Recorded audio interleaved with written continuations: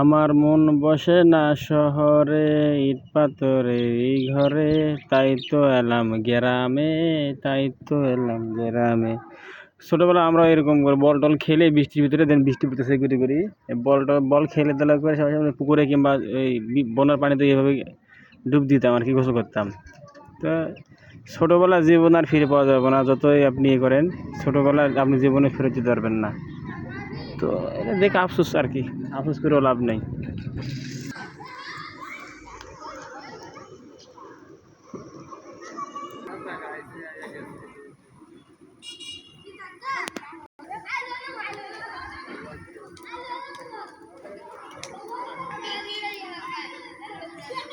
ছোটোবেলায় এরকম মনে করেন একজন আরেকজন বল না কাটাকাটি করতা, এই ছোটোবেলায় আর কি স্মৃতি মনে পড়ে গেল।